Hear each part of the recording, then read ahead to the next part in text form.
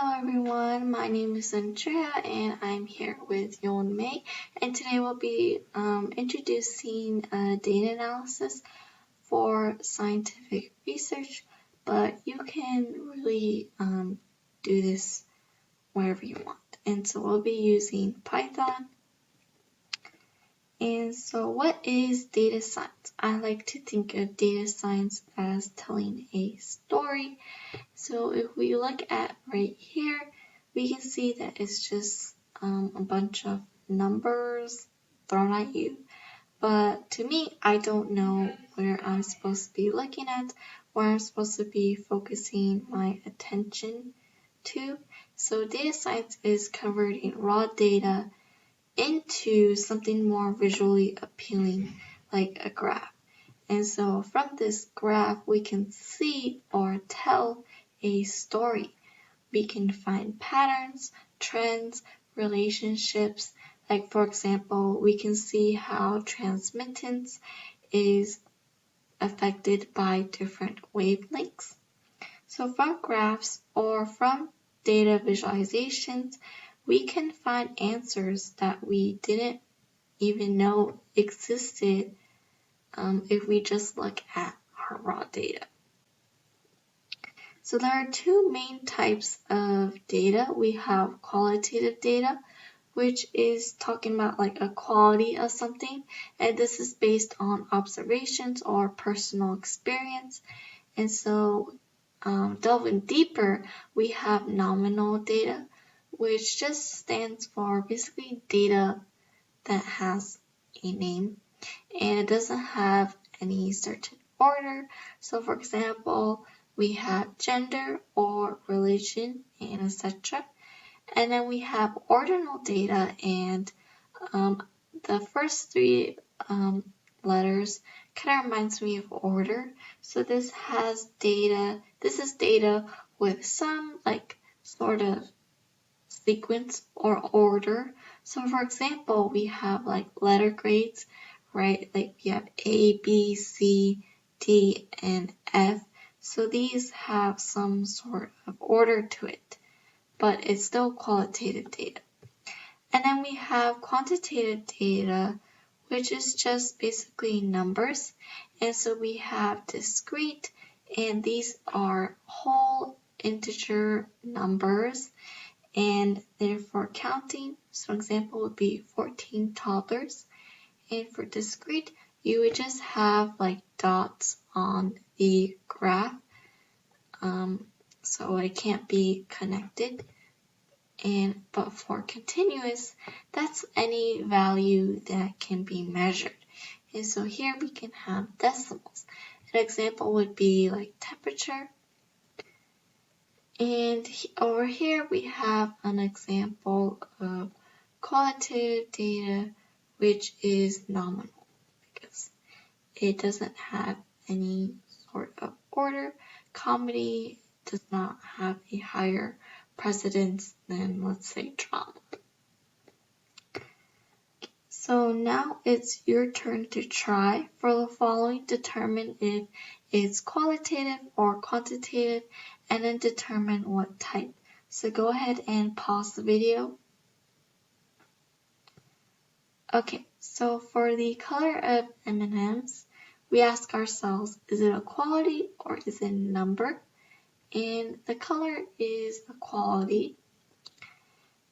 And then we ask, is it nominal or ordinal? So does it have order or is it just like a name? And it's nominal because, like, let's say orange is not of greater importance than, let's say, brown. For the number of like white M&Ms, that's fine. This is a number, so it's quantitative. And is it discrete or continuous?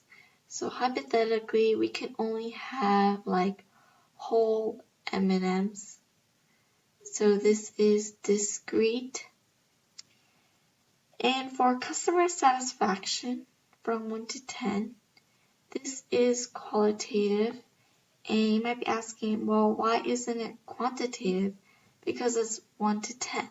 That is true, but if we just look at customer satisfaction, we can't really measure that as a number. It's more like a quality, like if something is bad or satisfactory or even excellent. So that's qualitative. But because we have a 1 to 10, then it's ordinal because it has some sense of order. Say 1 is being worst and 10 is being the best.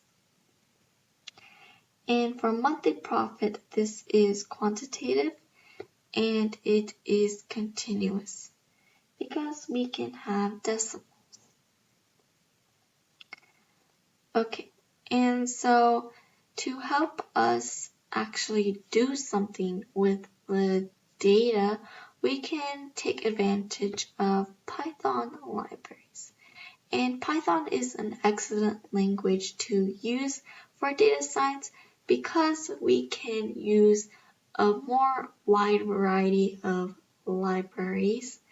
And I'll only be talking about the first 5, but keep in mind for this session, we'll only be using NumPy and Matplotlib.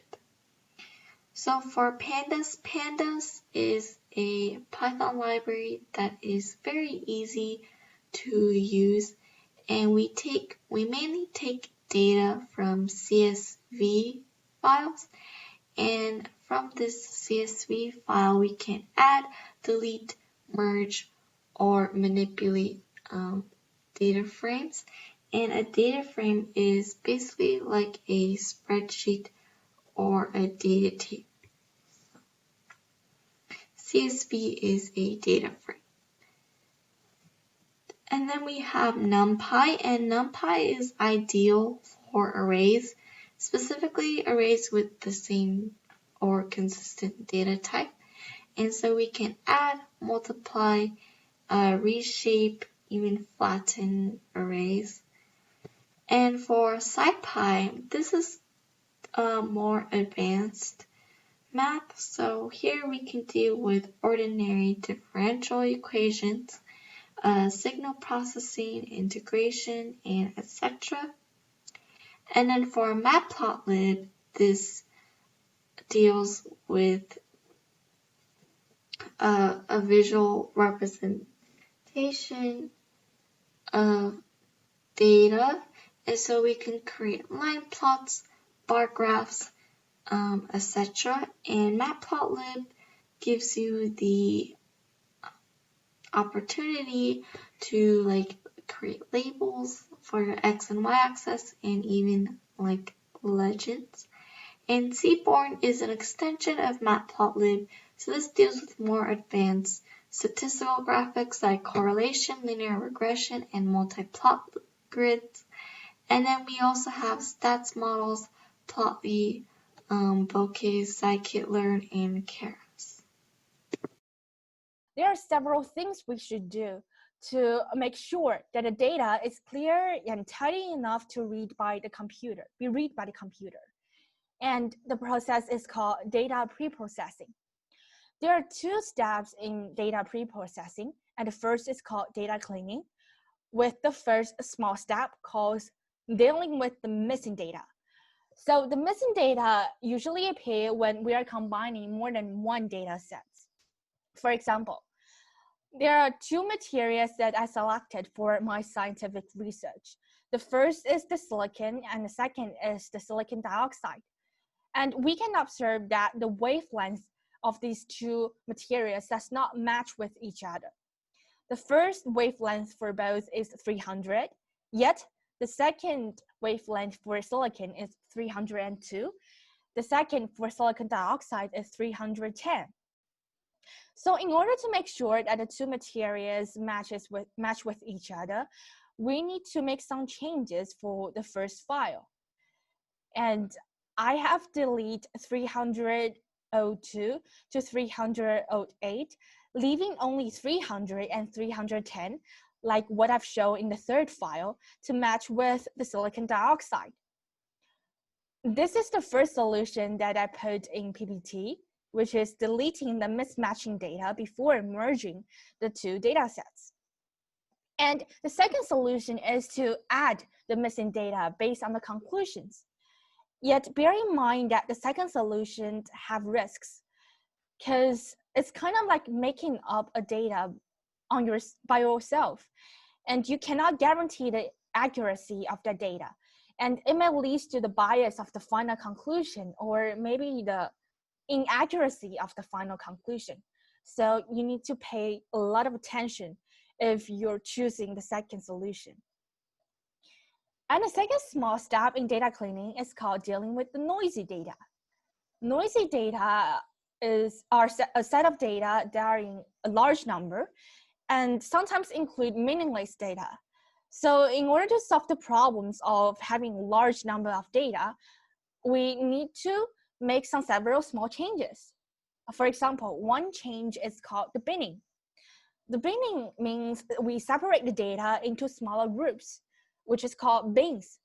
For example, for the first materials that I've chosen, the silicon, we have the wavelength actually from 300 to 1200. So it's about 900 data. And it is impossible for us to plot all those dots on one single graph. I mean, it's possible, but it may look a bit messy and we cannot draw conclusions relatively easily. So in order to help us draw the conclusion more easily, we actually combine like the data beginning at 300, maybe to 400 as one group or as one bin, and 400 to 500 as another group, another bin. So in this way, we only have about 8 or 9 group. Compared with previously, we have about 900 dots, 900 groups. So by only having 8 or 9 groups, we can make the graph easier. And also we can draw the conclusion from the graph easier. The second solution, selecting the key data, is to solve the problems of having a lot of meaningless data. For example, let's look at an Excel file. Let's say we have 7 categories of the data, from delta P to negative systematic error. Let's say we only need delta P and positive statistical error to plot this graph. So we can just simply ignore other categories, like that in second column, the third column, the fourth column, the sixth column, the seventh column, the eighth column. We can just all ignore them. By merely selecting the first column and the fifth column, we can plot a really clear graph with these two categories. Maybe the x-axis is delta P, the first column, and the y-axis is the positive statistical error, the fifth column. And this is what we called selecting the key data, and the second solution for dealing with noisy data. There's a thing that needs to be paid special attention, which is we need to be really, really careful with the outliers. Outliers aren't noisy data. They are either the inaccurate data or data that deviate so much from the general distribution. And we have other steps to deal with them. For example, we can just simply remove them or cap them, or we can replace them with a new data and so on. But the process are different from how we deal with the noisy data. So we need to bear in mind with that. And here comes our second step in data preprocessing, the data transformation. One of the basic small steps in data transformation is called normalization.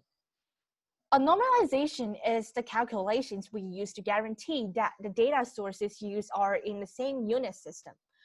So we need to employ normalization while we are combining more than one data sources, like the circumstance that we encounter in the last slide when we are dealing with the missing data. So let's take an example. Let's say we have those green dots in the plots that represent this a certain data that relates to proton-proton collision. We also have the gray lines that relates to the data that about the proton-proton collision. However, by looking at this part, we can figure out that the unit for the green dots does not match with the unit of the gray lines. The first is the number divided by beamwidth times another number in bracket. And the second is just simply number in bracket. So what I have done in order to unify the two units is that I just make all of the data in the gray lines divided by the beamwidth times another number, which is done by the black figure that I put forward. This is the Python code. So after I implemented this Python code, I achieved transforming the unit of the gray lines from number in bracket to number divided by beamwidth times another number in bracket. In this way, we can see that the gray lines matches with the green dots pretty well. And this is the result of unifying the unit systems of the two sets of data. So after data pre-processing, we can now import the data into the Python IDE. Yet, there's also a small step we need to do before we finally import the data into the IDE, which is transforming the data formats. So let's say for the Excel file presented in this PPT, it's really hard to read by the IDE. Yet for the text file on the right side, the IDE can read it really clearly. So what I have done to make the raw data in the Excel file to be read by the Python IDE is to copy and paste the data from Excel file to the text file and split each data with a comma or a space is okay. So in this way, we have gained this text file, and this text file can be easily read by the Python IDE. And this process is called cleaning the data formats. So after we clean the data formats, we can finally read the data in the Python IDE. And I have put forward 2 Python lines to read the data. And there are lots of lines other than these 2, since Python have so many expressions on one function. So the reason why I put forward these 2 Python lines is just because I use these 2. Yet there are some slight differences between these 2 lines. So for the first Python lines, the first data it gains from the data file is 0. Yet for the second Python line, the first data is just 0.471. And it makes us way more convenient to read all those data. Because for the first example, since the lines can only read the data 1 digit by 1 digit, we need to make some other Python codes to separate each real data, like 0.471 from 0, from 0.942, by manually typing in those Python codes to identify digit from comma or from space. And so that's way more difficult. So in most circumstances, I just choose the second Python line because it makes me more easy in selecting each data, since the data that selected automatically by this Python line is already a complete real data. And the word data in these 2 Python lines is actually NumPy array. And we don't have to worry about what does it mean, because we haven't learned it from our girls coded courses yet. The only thing that we need to know in this session is that data A in bracket, B in bracket just simply means that the data in the line A and in column B. Yeah, that's all we need to know in this session.